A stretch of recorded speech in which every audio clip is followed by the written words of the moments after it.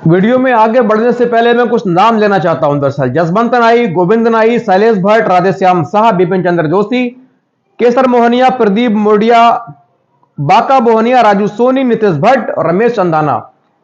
ये वो दरिंदे हैं, ये वो कातिल हैं, वो बलात्कारी हैं, ये जघन्य अपराधी हैं। शायद इनको अपना जानते हो, लेकिन बिल्किस बानो का नाम सुनते ही आपके जहन में सबसे पहले गुजरात जो सामूहिक नरसंहार हुआ था, जहां हिंदू मुस्लिम दंगे हुए थे, उनकी याद आपके जहन में तुरंत ताजा हो गई होगी। बिल्कुल ठीक सोचा आपने। जो बिल्किस बानो है, उसी कांड में ये 11, मैंने जो नाम पढ़कर सुनाया, ये 11 आरोपी हैं।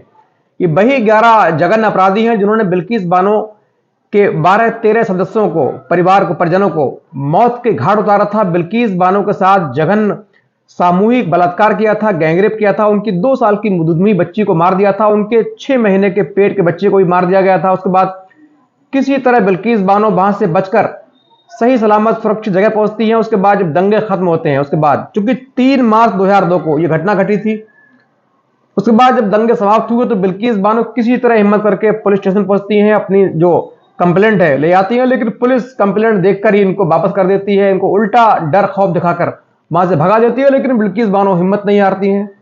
उसके बाद सीधे पहुंचती हैं national human right commission. National human right commission द्वारा सुप्रीम कोर्ट में यह मामला दाखिल किया जाता है। सुप्रीम कोर्ट तत्काल सीबीआई को यह मामला दे देता है, हैंडओवर करता है कि तुरंत तत्काल इस मामले की निष्पक्ष जांच की जाए। उसके बाद गुजरात में मामला शुरू होता है, लेकिन उसी दौरान जो बिल्किस बानो जो विक्टिम है, उसको इन दरिंदों द्वारा धमकियां मिलने लगती हैं, धमकियां दी जाती हैं, इनको जान से मारने की धमकी दी जाती है। पूरे परिवार जो बचे, उनके छोटा सा परिवार बचा था, सबको दोबारा मारने की धमकी दी जाती है। इससे डरकर जो बिल्किस बानो है, सीधे इस केस को गुजरात से बाहर ट्रांसफर करने की अपील लगाती हैं। उनकी अपील मंजूर की जाती है। इसके बाद सीधे इस केस को महाराष्ट्र यानी मुंबई हाईकोर्ट में, बॉम्बे हाईकोर्ट में ट्रांसफर किया जाता है। वहां शुरुआत में 19 लोगों के खिलाफ मुकदमा चलता है, कार्रवाई शुरू होती है। लेकिन जनवरी 2008 में इन 11 दरिंदे, जो मैंने आपको नाम पढ़कर सुनाए, इन 11 दरिंदों के खिलाफ सामूहिक बलात्कार, मर्डर, हत्या जैसी जो संगीन धाराएं हैं, उनके अंतर्गत इनको आजीवन कारावास की सजा सुनाई जाती है। उसके बाद इन तमाम अपराधियों को गुजरात की जेल में शिफ्ट किया जाता है। वहां ये अपनी सजा काट रहे थे। धीरे धीरे वक्त गुजरता है, वक्त गुजर रहा था। सन आती है 2022।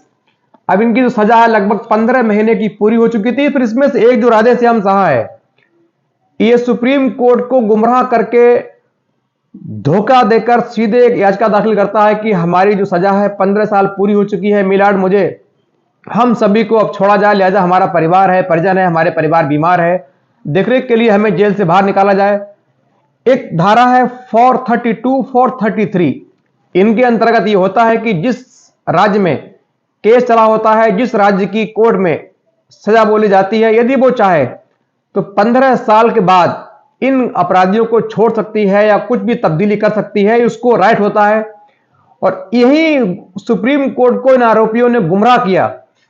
चूंकि केस चला था महाराष्ट्र में, बॉम्बे हाई कोर्ट में, लेकिन उन्होंने उसका जिक्र नहीं किया, इन्होंने जिक्र किया गुजरात का। लिहाजा सुप्रीम कोर्ट ने 2022 मई में गुजरात सरकार को यह आदेश दे दिया कि इस मामले को आप संज्ञान लें और उचित तरीके से निर्णय लें। उसके बाद गुजरात सरकार, जो पहले से ही तैयार बैठी थी, तत्काल सभी को छोड़ दिया, रिहा कर दिया। उसके बाद दुनिया ने देखा किस तरह इन अपराधियों की, बलात्कारियों की पूरी गुजरात में सही जगह, इनका एक मुख्य जगह चुनकर इनका स्वागत किया जाता है। इनको फूल मालाएं पहनाई जाती हैं, जयकारे होते हैं। उसके बाद ये अपने अपने काम में मशगूल हो जाते हैं, रहने लगते हैं। लेकिन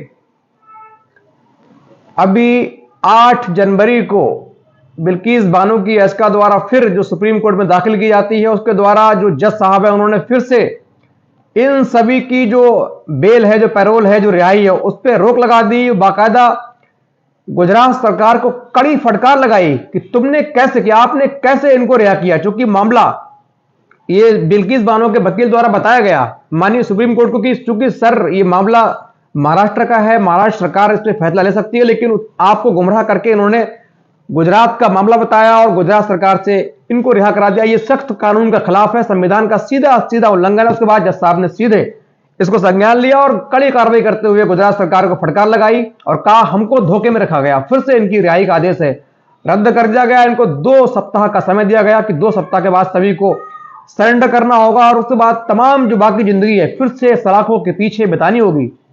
लेकिन इसमें एक ट्विस्ट फिर आया। इसमें अभी 18 जनवरी को ये सारे फिर पहुंचे, सारे जो अपराधी हैं अपने अपने वकीलों के माध्यम से सुप्रीम कोर्ट पहुंचते हैं और वहां अजब गजब तरीके की जो हवाले देते हैं कि मेरी पत्नी बीमार है, मेरा बच्चा बीमार है, मेरा खेत, मेरी फसल कटने को तैयार है, फसल बेकार हो जाएगी, मेरी हड्डी की प्रॉब्लम है, मेरे पैर में दर्द है, मेरी कमर में दर्द है, तमाम तरीके की दलीलें दी गई। फिर उसके बाद जो तमाम देशवासी हैं उनको एक इंतजार था कि अब सुप्रीम कोर्ट क्या आदेश सुनाएगा, लेकिन सुप्रीम कोर्ट ने वो आदेश सुनाया जिसका सबको इंतजार था। एक कहावत है, सत्यमेव जयते।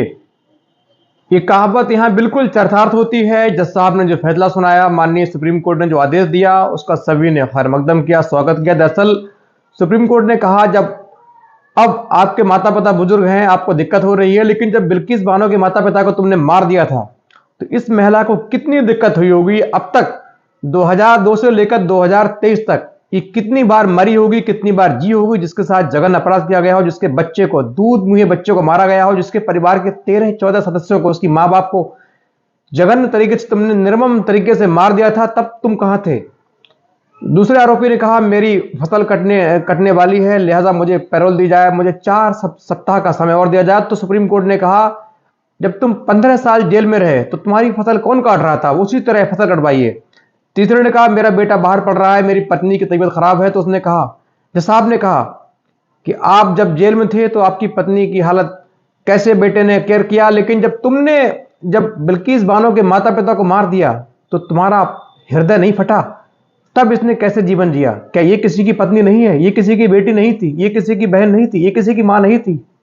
लिहाजा तुम्हारा जो गुनाह है बिल्कुल माफ करने लायक नहीं है। तुमको तय वक्त, जो 8 तारीख को फैसला हुआ था कि 2 हफ्ते के भीतर सरेंडर करके फिर से सलाखों के पीछे पूरी जिंदगी जीनी होगी, उसी फैसले पर कायम कर रहते हुए सुप्रीम कोर्ट ने एक बार में फैसला सुना दिया कि इनको माफी के नाम पर बिल्कुल कोई रियायत नहीं दी जा सकती। ये जघन्य अपराधी हैं, क्रूर अपराधी हैं, इन्होंने इतना बड़ा अपराध किया है, लिहाजा इनके साथ कोई माफी नहीं, कोई रहम नहीं। इनको सीधे तय वक्त पर सरेंडर करना होगा, बाकी सारी जिंदगी जेल के पीछे बितानी होगी।